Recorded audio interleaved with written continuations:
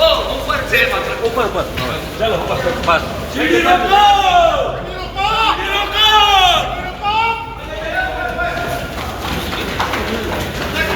जोर जोर साला जोरो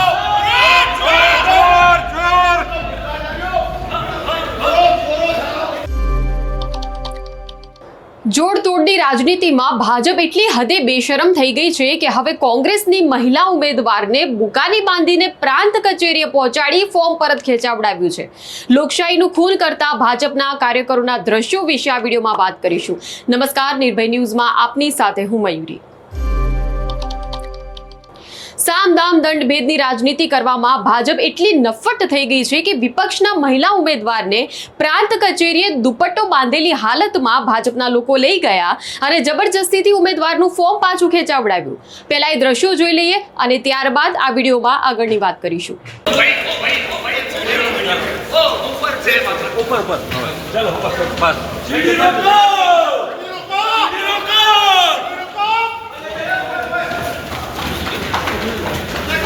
जोर जोर साला जोरो जोर जोर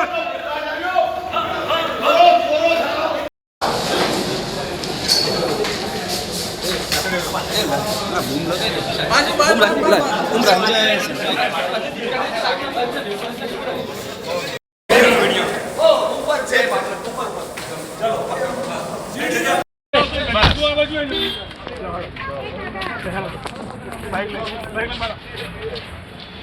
તો જે ઉમેદવારને તમે દ્રશ્યોમાં જોયા છે એ ઉમેદવાર છે પાલિકાના વોર્ડ નંબર 1 ના મહિલા ઉમેદવાર છે કોંગ્રેસના આરતી ઠાકોર તેમનું નામ છે। અને આપ જુઓ કે કઈ રીતે દ્રશ્યોમાં દેખાઈ જ રહ્યું છે, તેમણે દુપટ્ટો બાંધી દીધો છે એકદમ છુપી રીતે। ભાજપના કાર્યકરો ગાડીમાંથી તેમને લઈ જાય છે, પ્રાંત કચેરીમાં ઓફિસમાં અંદર પ્રવેશ કરે છે, એકદમ છુપી રીતે પ્રાંત કચેરી ખાતે તેમને હાજર કરાવવામાં આવ્યા છે અને તેમનું ફોર્મ પરત ભાજપે ખેંચાવડાવ્યું છે। આ મહિલા ઉમેદવાર જ્યારે પ્રાંત કચેરીએ પહોંચ્યા ત્યારે ભારે અફરાતફરીના દ્રશ્યો સર્જાયા હતા, કેમ કે સ્વાભાવિક છે કે કોંગ્રેસના કાર્યકરોને પણ જાણ થઈ જ ગઈ હશે કે તેમના વોર્ડ નંબર 1 ના ઉમેદવાર જે આરતી ઠાકોર છે તેમને આ રીતે લઈ જવામાં આવ્યા પ્રાંત કચેરીએ અને તેમની પાસેથી જે ફોર્મ જે છે તે ખેંચાડવાની પ્રક્રિયા કરવામાં આવી છે। અને ભાજપના કાર્યકરો જે રીતે મહિલા ઉમેદવારને હાજર કરીને ફોર્મ પાછું ખેંચાવ્યું, આ દ્રશ્યો લોકશાહીનું ગળું દબાવતા દ્રશ્યો છે।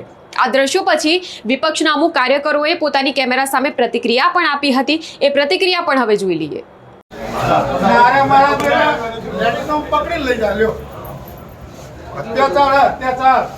અરે જો આટલા ડરતા હોય ફોન ના કરવા હોય, તમારામાં કે તાકાત હોય ને અને તમે સારા કામ કર્યા હોય નગરપાલિકામાં તો લડી લો ને। 2 લાખ ને 5 લાખ રૂપિયા આપીને તમે ઉમેદવારને ખરીદી લો। તમારા તાકાત ના હોય લડવાની તો અમે બધાના બિલાડી કરાવી દઈએ। સામે આઈ બોલી દો કે અમે બાયલા છીએ। આ લોકોએ હાર ભાળી લીધી। પાલનપુરની પ્રજાએ નક્કી કરી દીધું છે કે પરિવર્તન લાવીશું, 2 પોડશે 4 પોડશે, પણ પાલનપુરની જનતાને એક જ વસ્તુ કહું કે જેટલા બી વધે એટલા એમને બહુમતીથી કોંગ્રેસને જીતાડો। એ લોકો તમારો વિશ્વાસ નહીં તોડતા હે, તમે એમને જીતાડીને મેકલો, ફોડવા દો 2-4। મારા પાસે આવ્યા પણ હું નહીં પૂટ્યો। ऊपर से ऊपर ऊपर चलो बस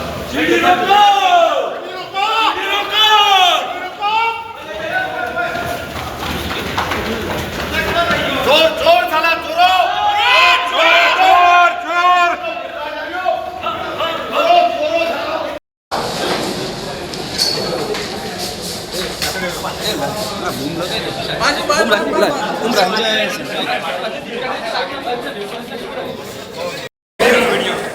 ऊपर से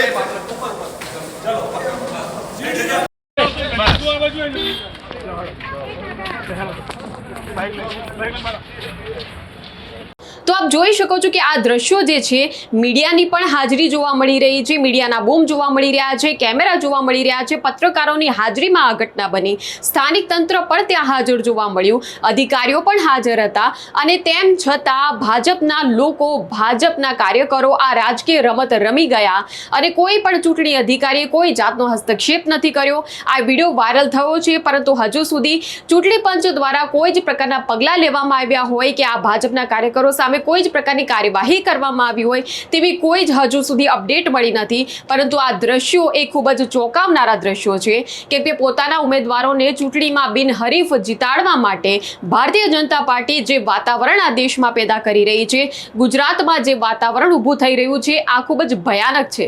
લોકશાહીના દેશમાં સત્તાધારી પક્ષની આ જોહુકમી છે અને આ જોહુકમી સામે હવે પ્રજાએ જ અવાજ ઉઠાવવો પડશે.